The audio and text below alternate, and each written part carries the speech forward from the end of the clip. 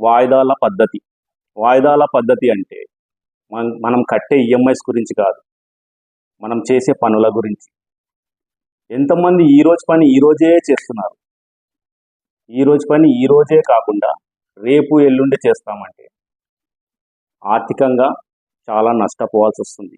ఎగ్జాంపుల్గా స్కూల్ పిల్లవాడు ఈరోజు హోంవర్క్ ఈరోజే చేయాలి, లేదంటే స్కూల్లో పనిష్మెంట్ ఉంటుంది, రియల్గా చదువులో ఎనికిపోతాడు.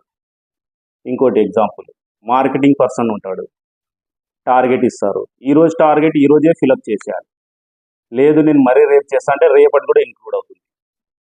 అప్పుడు ఆ వరకు ఈ వరకు చేయలేక అక్కడ ఇబ్బంది పడతాడు, బాస్ దగ్గర బ్యాడ్ నేమ్ వస్తుంది, ప్రాబ్లం అవుతుంది. అలాగే ప్రతిదీ ఎగ్జాంపుల్ ఏది తీసుకున్నా ఈరోజు పని ఈరోజు చేయడం వల్లనే ఉపయోగాలు ఉన్నాయి. రేపు చేస్తాము ఎల్లుండి చేస్తామంటే నష్టాలు చాలా ఉన్నాయి.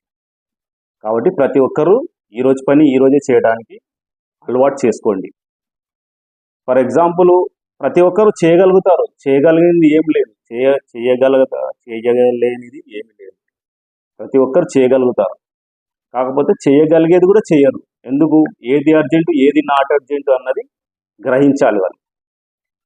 ఏది చేస్తారు? ఫర్ ఎగ్జాంపుల్ చెప్తున్నాను, ఒక డిసెంబర్ 31 నైట్ వస్తుంది, ఆ రోజు చేయగలే కార్యక్రమాలు ఆ రోజు కంపల్సరీ చేస్తాడు. ఫర్ ఎగ్జాంపుల్ చెప్తున్నాను, అభిమాన హీరో మూవీ పడుతుంది, దానికి ఆ రోజు చేయాల్సిన పని చూడడం మూవీ. ఆ రోజు ఖచ్చితంగా రాత్రి 3 గంటలకి 2 గంటలకి 12 గంటలకి మేలుకొని మరీ చూస్తాడు. ఇంకోటి ఎగ్జాంపుల్ చెప్తున్నా, ఎగ్జాంపుల్ మాత్రమే. కొత్తగా ఒక లవ్ జంట ఉందనుకోండి, కలవాలనిందనుకోండి, అప్పుడు ఒకరోజు ముందే పోయి కలుస్తాడు. అంటే ఆ ఎగ్జాంపుల్ చెప్తున్నాను అంతే. ఆ ఇంతియాజం, ఆ జోషు అటువంటిది ఎక్కడ పోతుంది, ఎక్కడ ఉపయోగిస్తున్నారు? అంటే మన సక్సెస్ మన కెరీర్ గురించి యూజ్ చేయరా? అది అక్కడ మాత్రమే యూజ్ చేస్తారు. అక్కడ మీరు మిస్ అయినా పెద్ద నష్టం లేదు, కానీ ఈ కెరీర్లో మిస్ అయితే చాలా వెనుకబడతారు.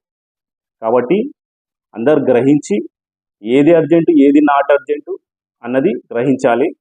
ప్రతి ఒక్కరు ఈరోజు పని ఈరోజే చేయాలి. అలా రేపటి నుండి ఈరోజు నుంచి అలవాటు చేసుకోండి.